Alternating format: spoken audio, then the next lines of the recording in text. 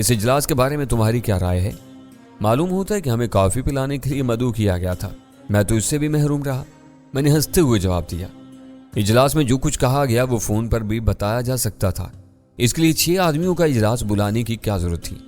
گیری نے اپنی تجویز پر مذاکرات کی پیشکش کی تھی جو ڈی آئی جی نے قبول کر لی۔ وہ اجلاس میں بات کی تہہ تک نہیں پہنچ سکا کہ آلات اور سہولتوں کی آڑ میں وہ اپنے آدمیوں کو پولیس کے محکمے میں بٹھانا چاہ رہا ہے۔ یہ بات تم نے اس کے ذہن میں ڈالی ہوگی؟ نہیں، وہ خود ہی اس تجویز کے مضمرات سے سمجھ گیا تھا۔ اس نے مجھ سے مشورہ کیا اور پھر ہم نے اجلاس میں شریک ہونے کا فیصلہ کر لیا۔ بعض سہولتوں تک محدود رہتی تو ان کو قبول کیا جا سکتا تھا۔ اسٹاف کے بارے میں ڈی آئی جی کا موقف بہت سخت تھا، وہ اپنی تجویز اوپر لے جائیں گے۔ آئی جی اور محکمہ داخلہ والے اس فریب میں آ سکتے ہیں، ضروری نہیں کہ ہر شخص ان کی چال کو سمجھ سکے۔ ڈی آئی جی اس اجلاس کے بارے میں اپنا فیصلہ صادر کر چکا ہے، وہ اس کی رپورٹ اوپر ضرور بھیجے گا۔ اس کی روشنی میں کوئی فیصلہ تبدیل کرنے کی ہمت نہیں کرے گا۔ ایک بات ریکارڈ پر آ جاتی ہے تو اسے نظر انداز کرنا آسان نہیں ہوتا۔ اب وہ زور پکڑ رہے ہیں، میں نے چند ثانیوں کے بعد کہا۔ پینٹاگون کے کسی ذمہ دار افسر کی کراچی میں موجودگی میرے لیے تعجب خیز ہے۔ اس سے ظاہر ہو رہا ہے کہ ان کی نظروں میں پاکستان کی اہمیت بڑھ رہی ہے۔ افسروں کی تعیناتی کے بارے میں ہم ان سے کوئی سوال نہیں کر سکتے۔ سرکاری محکموں میں افسران کے تبادلے ہوتے رہتے ہیں۔ کہہ دیا جائے گا کہ گیری کو کچھ عرصے کے لیے فارن سروس میں بھیج دیا گیا ہے۔ ان کی نظروں میں اہم ہونا ہمارے لیے اچھا شگن نہیں ہے۔ وہ یہاں پنجے گاڑنے کی کوشش شروع کر چکے ہیں۔ یہاں ان کی ریشہ دوانیوں کا توڑ کرنے والوں کی کمی نہیں ہے۔ ہر محکمے میں ڈی آئی جی جیسے راست گو اور بے خوف افسر موجود ہیں جو ان کی سازشوں کو ناکام بنا دیں گے۔ میں مانتا ہوں کہ اس ملک میں جہاں کرپشن کی جڑیں بہت گہری ہیں، محب وطن اہلکاروں کی بھی کمی نہیں ہے، لیکن کسی بھی سازش کی بیخ کونی کرنے کے لیے ضروری ہوتا ہے کہ لوگ دشمنوں کے چہرے اور ان کے عزائم پہچانتے ہوں۔ یا خرابی یہ ہے کہ سب کچھ پس پردہ ہو رہا ہے۔ جو باتیں ہم لوگ جانتے ہیں دوسرے ان سے بے خبر ہیں۔ حکابی نظریں رکھنے والے بینستور بھی بہت کچھ پڑھ لیتے ہیں۔ اس وقت یہ سوال ہر حساس پاکستانی کو پریشان کر رہا ہے کہ 2 امریکی کمانڈوز سولجر بازار کے علاقے میں کیا کرتے پھر رہے تھے۔ کسی کے کچھ نہ کہنے کے باوجود لوگ اپنے طور پر صحیح نتائج اخذ کر لیتے ہیں، اور یہی رائے عامہ کسی ملک کے دفاع کی سب سے مضبوط ڈھال ہوتی ہے۔ بات کرتے کرتے جلال چند ثانیوں کے لیے خاموش ہوا، پھر اپنی بات جاری رکھتے ہوئے بولا۔ 2 ریاستوں کی سرد جنگ میں افراد کی کوئی اہمیت نہیں ہوتی، وہ آتے جاتے رہتے ہیں۔ ہمیں اپنی توجہ صوبراج پر مرکوز رکھنی چاہیے۔ اس وقت وہ سب سے خطرناک مقامی فتنہ ہے، اس کی جلد از جلد سرکوبی ضروری ہے۔ تمہاری بات درست ہے، ہم لوگ رہیں یا نہ رہیں یہ ملک قائم رہے گا۔ ہو سکتا ہے کہ آنے والے وقت میں امریکہ کی ترجیحات بدل جائیں اور وہ ہمارا دوست بن جائے، لیکن جب تک ہمارے دم میں دم ہے اور امریکہ کی نیت خراب ہے، ہمیں کچھ نہ کچھ کرتے رہنا چاہیے۔ یہ ہماری مٹی کا ہم پر قرض ہے جسے ادا کرنا ضروری ہے۔ میں یہ نہیں کہہ رہا کہ سب کچھ دوسروں پر چھوڑ دو، جلال نے جلدی سے کہا۔ جو کچھ کر سکتے ہو وہ کرتے رہو، اور تم کر ہی رہے ہو، لیکن صرف مضبوط دیوار سے سر نہ ٹکراتے رہو۔ اس میں دراریں ڈالنے کے ساتھ دوسری کمزور دیواروں کو بھی گراتے رہو۔ ہماری پے در پے کوششوں کے نتیجے میں صوبراج کے چمے جمائے پاؤں اکھڑ گئے تھے، لیکن پھر بھی وہ بہت زیادہ کمزور نہیں ہوا تھا۔ شیبہ کی فراہم کی ہوئی اطلاع کے مطابق وہ خاصا زخمی ہو چکا تھا، لیکن پھر بھی اس کا حوصلہ بلند تھا۔ اپنا سب کچھ کھو کر بھی وہ تحت دست نہیں ہوا تھا۔ راج محل سے خطیر رقم لے کر نکلا تھا۔ اس رقم کے ذریعے وہ اپنے من پسند لوگوں کی خدمات خریدنے کی پوزیشن میں تھا۔ کام کے لوگ پہلے سے اس کی نظروں میں تھے۔ وہ نہ جانے کب سے کوبرا کے روپ میں ان سے امریکی ایجنسیوں اور راہ کے لیے کام لے رہا تھا۔ امریکی قونصل خانے میں ہونے والے اجلاس میں گیری صدر نشین تھا، اس لیے نک پر ہونے والے قاتلانہ حملے پر زیادہ تفصیل سے بات نہیں ہو سکی تھی، لیکن یہ جاننے کے لیے کسی محنت کی ضرورت نہیں تھی کہ نک پر ہونے والی فائرنگ نے امریکیوں کو مزید خوفزدہ کر دیا ہوگا۔ نک نے صوبراج پر 2 وار کیے تھے، ایک میں وہ زخمی ہوا، دوسرے میں صاف بچ کر نکل گیا۔ اس نے وہ حساب بے باک کرنے کے لیے نک پر جوابی وار کرنے میں بہت تیزی سے کام لیا تھا۔ یہ بات صوبراج کے دماغ میں بیٹھ گئی تھی کہ نک کراچی سے روانگی کے لیے پر تول رہا تھا۔ اس کے پاس وقت کم تھا۔ نک ایک بار کراچی سے نکل جاتا تو صوبراج کے لیے اس پر ہاتھ ڈالنا ناممکن ہو جاتا۔ صوبراج زخمی تھا، لیکن اس کا تخریبی ذہن پوری طرح کام کر رہا تھا۔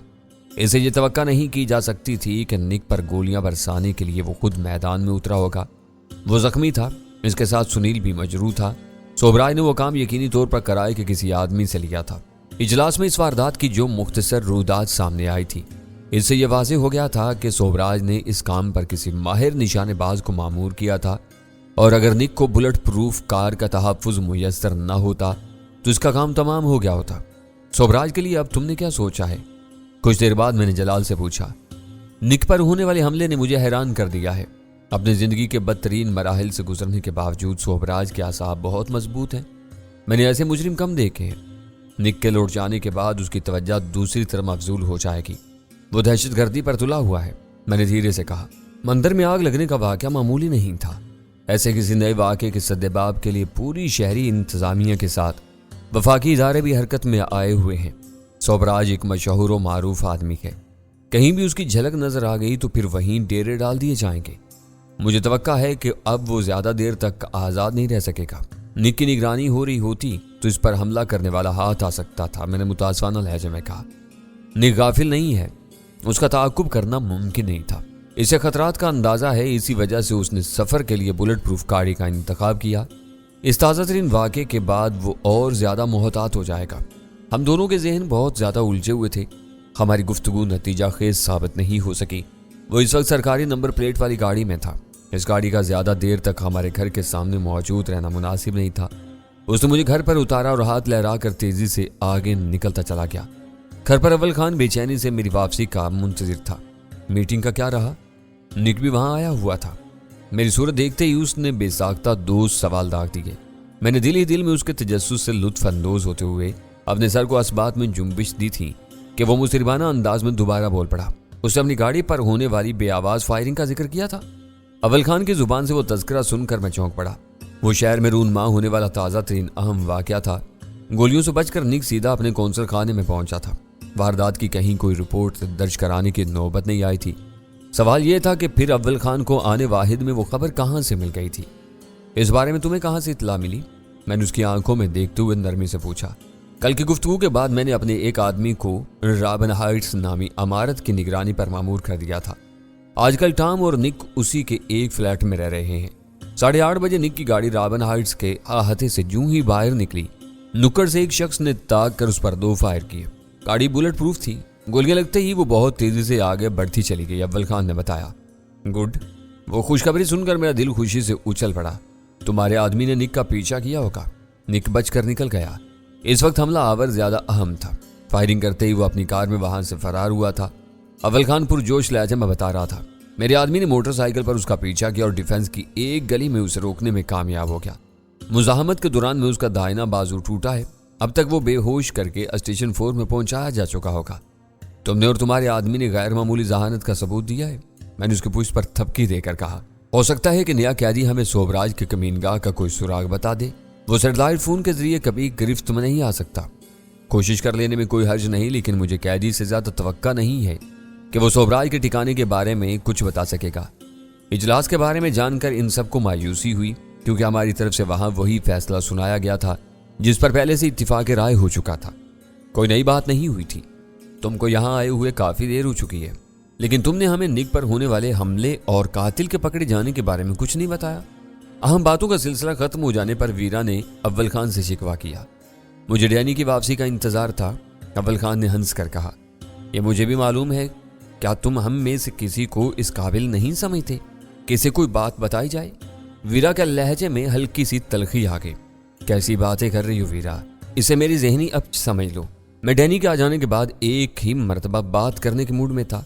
मैं जानना चाहता था कि इस वाक़े के बाद निक की क्या कैफियत थी और वो इजलास में पहुंचा या कहीं और रह गया। ये बिला वजह की बातें हैं। कौंसल खाने में इसका दफ्तर है, वो वहीं बैठता है, मगर इजलास में उसकी शिरकत का कोई जिक्र नहीं आया था। जलाल ने रात को सिर्फ ये बताया था कि DIG ने बाहिमी ताउन के मसले पर किसी अफसर से मिलने का वादा किया है। पर डैनी और जलाल का जाना भी जरूरी नहीं था। वो DIG और गैरी की 1-to-1 मुलाकात थी। तुम ठीक कह रही हो, मुझसे गलती होगी, माफ़ कर दो। अव्वल खान ने खलूस दिल से अपनी गलती तस्लीम करके हंसते हुए मुआफ़ी मांग ली। चाय की एक प्याली खत्म होने तक हम बातें करते रहे। गैरी और जैक के महकमों की बढ़ती हुई दिलचस्पी मेरी तरह दूसरों के लिए भी तशवीश का बायस थी, लेकिन हम इस बारे में कुछ नहीं कर सकते थे। वो ठोस हक़ाइक़ थे जिनका सामना करना ही था। अभी तक तुम्हारी नई गर्लफ्रेंड का कोई पैगाम नहीं आया? अचानक वीरा ने चुभते हुए लहजे में सवाल किया। वो कहाँ सो रही है? किसका जिक्र कर रही हो? मैंने बेसाख्ता सवाल किया। شیبہ کے علاوہ تم نے کسی اور سے بھی نئی دوستی کی ہے؟ لا حول ولا قوت، میں نے برا سا منہ بنا کر کہا۔ تم بلا وجہ اسے ایک اعزاز دے رہی ہو۔ میں بتا چکا ہوں کہ میرے نزدیک اس کی حیثیت ایک ٹاؤٹ سے زیادہ نہیں ہے۔ حیثیت کچھ بھی ہو، اس کا فون کیوں نہیں آیا؟ سوبرا یا سنیل کے بارے میں اس کے پاس کوئی خبر ہوگی تو وہ مجھے ضرور فون کرے گی۔ مجھے اسے بے مقصد فون کی توقع نہیں ہے۔ آوارہ مزاج والی عورتیں وجیح مردوں سے کبھی مایوس نہیں ہوتی، ان پر ڈورے ڈالنے کی کوششیں جاری رکھتی ہیں۔ تم ڈینی کو وجیح سمجھتی ہو سکتا ہے کہ اس بارے میں شیبہ تمہاری ہم خیال نہ ہو۔ سلطان شاہ کو اس پر چوٹ کرنے کا موقع مل گیا۔ ویرا نے پلٹ کر پھاڑ کھانے والی نظروں سے اس کی طرف دیکھا اور کہا، میری زبان سے ڈینی کی تعریف سن کر تم کیوں مرچیں چبا رہے ہو؟ بلا وجہ لڑنے کی ضرورت نہیں، بات شیبہ تک محدود رکھو۔ اول خان نے ناصحانہ انداز میں ان دونوں کو ہلکی سی تعریف کی، پھر مجھ سے مخاطب ہو گیا، یہ ممکن نہیں ہے کہ راج محل چھوڑنے کے بعد سنیل نے اپنی بیوی سے رابطہ نہ کیا ہو۔ شیبہ کو وہ شاید اہمیت نہیں دیتا، بیوی سے ذرا بھی مخلص ہوتا تو اسے اتنی آسانی سے سوبراج کی گود میں نہ ڈالتا۔ وہ ضرورت کے بغیر شاید کسی سے کوئی رابطہ نہ کرے۔ اس وقت وہ دونوں رازداری کی اہمیت کو سمجھ رہے ہوں گے۔ میں نے سوچتے ہوئے جواب دیا، وہ جانتے ہیں کہ ان کی جانوں کو سخت قطع لاحق ہے، چاہیں تو آپ شیبہ سے بات کر لیں۔ غزالہ نے پیشکش کی۔ اس کا دماغ خراب ہو جائے گا، میں نے کہا۔ اپنے شوہر کو سوبراج کے چنگل سے نکالنے کے لیے وہ مجھ سے ضرور رابطہ کرے گی۔ بہتر یہی ہے کہ اس کی کال کا انتظار کیا جائے۔ اسے میں نے اپنا موبائل فون نمبر دیا ہوا تھا جو ان دنوں میرے ساتھ رہتا تھا۔ میں ان تینوں کو خدا حافظ کہہ کر اول خان کے ساتھ اسٹیشن 4 کے لیے روانہ ہو گیا۔ راج محل میں لگنے والی آگ اس قدر بھیانک تھی کہ عمارت میں سب کچھ جل کر خاک ہو گیا۔ راستے میں اول خان نے متاسفانہ لہجے میں کہا، آگ اتنی شدید تھی کہ دھات کی بنی ہوئی بعض چیزیں پگھل کر بہہ گئیں۔ آئینی اشیاء یوں توڑ مڑ کر رہ گئی ہیں جیسے کسی دیوزاد وحشی نے ان پر زور آزمائی کی ہو۔ چشمدید تفصیل معلوم ہوتی ہے۔ کیا تم ادھر گئے تھے؟ مجھے شبہ تھا کہ اس واقعے کی رپورٹنگ میں مبالغے سے کام لیا جا رہا ہے۔ میں کچھ نہ کچھ تلاش کر لینے کی امید میں وہاں گیا تھا، مگر مجھے مایوسی کا سامنا کرنا پڑا۔ آگ کی تپش سے کنکریٹ پھٹ جانے کے سبب عمارت کا بیشتر حصہ منہدم ہو چکا ہے۔ راج محل کو آگ لگا کر اس نے اپنے خلاف موجود ہر ثبوت کو ضائع کرنے کی کوشش کی ہے۔ اب جو کچھ ہے اس کے سینے میں دفن ہے۔ اگر وہ بھی کہیں مقابلہ کرتا ہوا مارا گیا تو بے شمار باتیں ہمیشہ کے لیے تشنہ رہ جائیں گی۔ اسے زندہ ہاتھ آنا چاہیے۔ وہ اول خان کی ایک نیک آرزو تھی۔ میں نے خاموش رہنا بہتر سمجھا۔ اسٹیشن 4 میں اول خان نے اپنی گاڑی اسی بیرک کے قریب لے جا کر روکی جس کے ایک کمرے میں زخمی قیدی کو رکھا گیا تھا۔ کمرے کا دروازہ باہر سے مقفل تھا اور باہر ایک مسلح گارڈ موجود تھا۔ اول خان کو دیکھتے ہی اس نے کمرے کا تالا کھول دیا۔ وہ کمرہ کشادہ ضرور تھا لیکن وہاں فرش پر ایک گدے کے سوا اور کوئی چیز موجود نہیں تھی۔ قیدی اس گدے پر لیٹا ہوا تھا۔ اس کے دائیں بازو کی ٹوٹی ہوئی ہڈی پر تازہ اور گیلا پلاسٹر چڑھا ہوا تھا۔ بائیں کلائی میں پڑی ہوئی ہتھکڑی بیڑیوں سے منسلک تھی۔ مجموعی طور پر وہ اس حالت میں تھا کہ نقل و حرکت ممکن نہیں تھی۔ جسمانی طور پر وہ صحت مند اور توانا نظر آ رہا تھا۔ اس کے چہرے مورے سے یہ اندازہ لگانا ممکن نہیں تھا کہ وہ کوئی پیشہ ور قاتل ہوگا۔ تم لوگ کون ہو؟ تم نے مجھے یہاں کیوں بند کیا ہوا ہے؟ ہم دونوں کے اندر پہنچنے کے بعد اس نے بگڑی ہوئی آواز میں پوچھا۔ ہم خدائی فوجدار ہیں، میں نے جارحانہ تیوروں کے ساتھ اسے گھورتے ہوئے جواب دیا۔ ابھی تک تمہیں یہ اندازہ نہیں ہوا کہ تمہارا قصور کیا ہے؟ میں نے کچھ نہیں کیا، میری چلائی ہوئی گولیوں سے کسی کو کوئی نقصان نہیں پہنچا، اس نے تلملائے ہوئے انداز میں کہا۔ نقصان پہنچنا بعد کی بات ہے، تم نے ایک بڑے غیر ملکی افسر پر قاتلانہ حملہ کیا تھا۔ یہ کوئی معمولی جرم نہیں ہے۔ جرم کی بات پولیس والوں کے منہ سے اچھی لگتی ہے۔ تم لوگ مجھے بلا وجہ دھمکا رہے ہو، میں نے کوئی جرم نہیں کیا، وہ بکھلائے ہوئے انداز میں بولا۔ یہ تمہاری بدقسمتی ہے کہ تم پولیس والوں کی بجائے ہماری پارٹی کے ہاتھ آئے ہو، میں نے صفاقانہ لہجے میں کہا۔ تم نے شرافت سے ہمارے سوالوں کے جواب نہیں دیے تو میں تمہارا ٹوٹا ہوا بازو کاٹ کر تمہارے جسم سے الگ کر دوں گا۔ تمہارا نام کیا ہے؟ اول خان کے عملے نے شاید اس سے کوئی باز پرس نہیں کی تھی۔